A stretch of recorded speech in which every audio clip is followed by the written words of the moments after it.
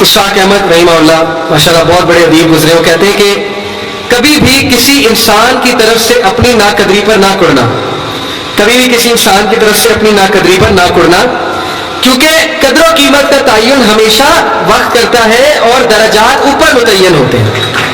یہ بات یاد رکھیں، درجات اوپر متعین ہوتے ہیں. اگر انسانی رویوں میں الجھو گے تو زندگی بھر الجھ کر رہ جاؤ گے. بس عیب اور غیب کے جاننے والے کے ساتھ اپنے معاملات سلجھائے رکھو، ساری الجھنیں اور مسائل دور ہو جائیں. کیا بات ہے.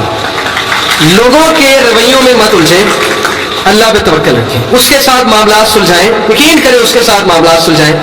ایک شخص امام غزالی کے پاس آیا، اس نے کہا جی مجھے یہ مسئلہ ہے. انہوں نے کہا استغفار کر. بڑا حیران ہوا، کہتا ہے میں آپ کو مسئلہ بتا رہا ہوں، آپ کہہ رہے استغفار، کہتے استغفار کر. ایک اور مسئلہ لے کر آئے، کہتے استغفار کر. ایک اور شخص نے کوئی مسئلہ پریزنٹ کیا محفل میں، کہتے استغفار کر. تو بعد میں ایک ان کے دوست سے پوچھا کہ ہر بندے کو استغفار، اس کا مسئلہ اور ہے، اس کا مسئلہ اور ہے، اس کا مسئلہ اور ہے. تو کہتے ہیں تم نے سورہ نور نہیں پڑھی؟ حضرت نوح کیا کہتے ہیں اپنی قوم کو کہ استغفار کرو، اللہ اولاد دے گا، اللہ جو ہے وہ مال دے گا، اللہ تعالیٰ رزق دے گا، اللہ تعالیٰ کھیت دے گا، باغات دے گا، بارش برسائے گا. ہر مسئلے کا حل تو استغفار ہے. تو میں نے سب کو استغفار کہا ہے، اس لیے استغفار، اللہ کے ساتھ معاملہ. لوگ دکھ دیں گے آپ کو. ہمارے نبی سے زیادہ دکھ کس کو دیا لوگوں نے؟ جب نبی کو لوگ دکھ دے سکتے ہیں تو ہم کون ہیں؟ جب بہترین انسان کو، سچے ترین انسان کو دکھ دیا جا سکتا ہے تو ہماری کیا اوقات ہے؟ ہمیں بھی لوگ دکھ دیں گے، اپنے بھی دکھ دیں گے، کلیگ سے بھی ہو سکتا ہے دکھ ہو، بہت سے لوگ دکھ دیں گے. لیکن دکھ جو ہے یہ نبیوں کی میراث ہے، یاد رکھیں. اگر دکھ اور غم بری بات ہوتی تو نبیوں کو کبھی نہ ہوتا. یہ بات یاد رکھیں. ہر نبی غم سے گزرا، ہر نبی غم سے گزرا، ہر نبی مشکل سے گزرا. اس سے گھبرانا نہیں آپ نے. یہ اللہ درجات بلند کرتا ہے آپ کے. ہم سے بڑے گناہ ہوتے ہیں، پھر اللہ تعالیٰ جو ہے وہ ان کا کفارہ یہیں پہ دلوا دیتا ہے مختلف طریقوں سے. مشکلات آتی ہیں، ٹیسٹ اور ٹرائلز آتے ہیں، بڑا کچھ آتا ہے، لیکن قیامت والے دن وہ شخص کلین سلیٹ کی طرح آتا ہے. حدیث میں آتا ہے کہ قیامت والے دن کچھ لوگ بالکل کلین آئیں گے، ان کا اعمال نامہ صاف ستھرا ہوگا. تو کہا جائے گا یہ وہ لوگ ہیں جن کو دنیا میں بڑی مشکلات فیس کرنا پڑی لیکن صبر کیا ہے اللہ کے فضل سے. اور آج اس نتیجے میں قیامت والے دن کچھ نہیں ہے ان کے اعمال میں، یعنی برائی کچھ نہیں ہے، صرف ان کے اعمال میں اچھائی ہے. یہ مشکلات کا وبشر الصابرین، بے شک اللہ سبحانہ و تعالیٰ صبر کرنے والوں کو بشارت دیتا ہے اور کہتا ہے کہ سلوٹ تمہیں لگے گا فرشتوں سے، اور اللہ تعالیٰ تمہیں سلام پیش کرتا ہے. اور قرآن میں صبر کا جو لفظ ہے یہ 100 بار تقریباً آیا. صبر کا لفظ جو ہے قرآن میں 100 بار آیا. اور جنتیوں کی سب سے بڑی خوبی صبر ہے کہ یہ صبر کرتے تھے، غم پہ صبر، برے رویوں پہ صبر. صبر کا مطلب ہے برداشت کر جاتے تھے، لڑائی نہیں کی، بلا وجہ پھٹے نہیں کیے، صبر کر گئے، پی گئے. غصے کو پی جانے والی بہت پسند ہے، اللہ سبحانہ تعالیٰ کو بہت پسند ہے. اور آخری جو چیز میں آپ کو دینا چاہتا ہوں، یہ حدیث جب آپ کو کوئی مسئلہ ہے نا اس کو انشاءاللہ اپنے سامنے رکھنا ہے. بائی دا وے یہ ریکارڈ بھی ہو رہی ہے. عمر بن العاص ایک بہت ہی جید صحابی گزرے ہیں، مصر کے گورنر ہیں، حضرت عمر کے دور میں مصر کے گورنر تھے.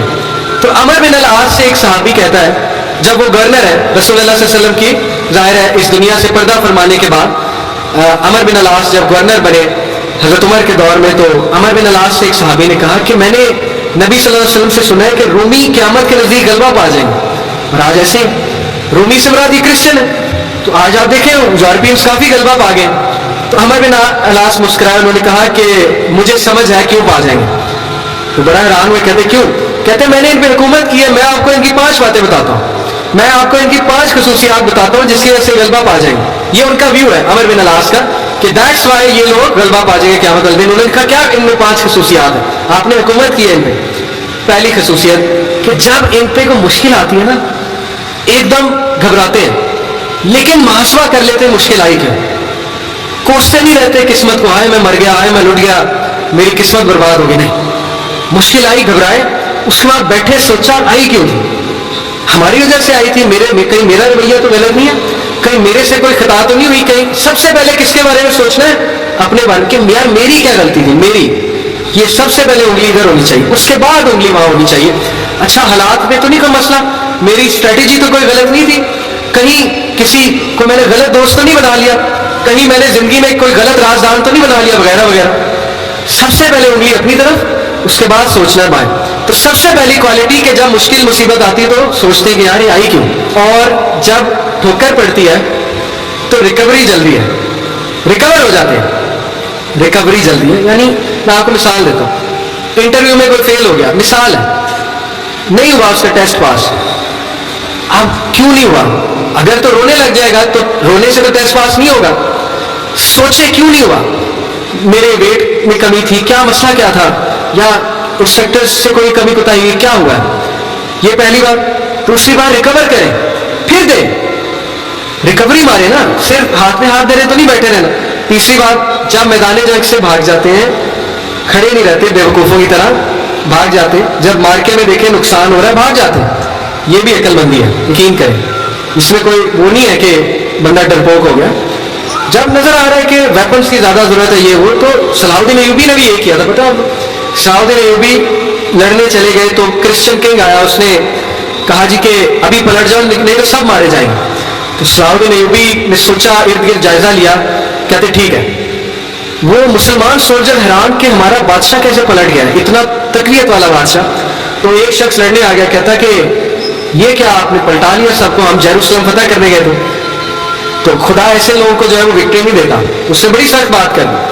सलाहुद्दीन अय्यूबी ने कहा कि ना वहां पानी था, ना वहां पे कोई साजदार मैदान था लड़ने के लिए, तो मैंने जायजा लेके मैं पलटाऊं। ऐसी बात नहीं है कि हम डरपोक है या डर के पलटे, जायजा लिया अभी मैंने, अभी नहीं है हमला करना, साजगार नहीं है, तो मुसलमान अक्लमंद भी होते हैं। तो यही बात अमर इलास ने की कि ये भाग जाते हैं लेकिन दोबारा अटैक करते हैं, ये नहीं कि बस भाग गए, लड़ने दोबारा आएंगे, हिम्मत नहीं हारेंगे। ये उन्होंने उसकी उस टाइम के जो रूमी थे उनकी एक खसूसियत बयान की।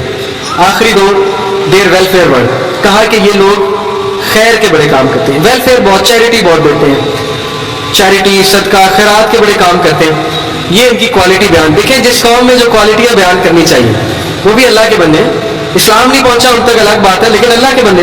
तो देर वेलफेयर वर्क। लास्ट, ये बड़ी खूबसूरत बात है कि ना इंसाफी ज्यादा देर बर्दाश्त नहीं करते हैं। आज भी मैं आपको बता रहा हूँ, रोडों पे निकल आते हैं। अभी अमेरिका में एक पुलिस ऑफिसर ने, शायद आपने फॉलो किया हो, एक काले को मार दिया, वो जो ब्लैक था नीग्रो, तो सारे निकल आए, ब्लैक लाइव्स मैटर, वो नहीं रुकते, और वक्ता डाल दिया गवर्नमेंट को, वक्ता डाल दिया पुलिस डिपार्टमेंट को, तो निकलते हैं। इसलिए ये कौम इसलिए गालिब हो जाएगी इन 5 क्वालिटी से। ऐसे नंबर 1 कि जब मुसीबत आती तो मुहासबा कर लेते, यार आई क्यों, बैठे नहीं रहते। नंबर 2, रिकवर जल्दी करते हैं, रिकवरी मारते हैं। नंबर 3, भागते हैं तो अटैक दोबारा करते हैं, ये नहीं कि बस भाग गए, दोबारा आते हैं लड़ने के लिए। नंबर 4, वेलफेयर वर्क बहुत है, तमीजदार। और आखिरी बात, नाइंसाफी को रेजिस्ट करना, ज्यादा देर नाइंसाफी बर्दाश्त न करना, निकल आना, उठना, खड़े होना, चैलेंज करना स्टेटस को, ये बहुत इंपॉर्टेंट बात है। और यकीन करें, सारी उम्मीद आपसे, नौजवान तबका, जब तक नौजवान हमारे 62% इंशाल्लाह है अल्लाह के फजल से, अल्लाह की तरफ से, तो सवाल ही नहीं पैदा होता ना उम्मीदी का, सवाल ही नहीं पैदा होता कि पाकिस्तान में तब्दीली ना आए। इसलिए मैं बड़ी उम्मीद के साथ जा रहा हूँ आज इंशाल्लाह, और मैं आप सबसे दरख्वास्त को भी हूँ कि ये सारी बातें अप्लाई करें, और मैं अल्लाह से दुआ करता हूँ अल्लाह आपको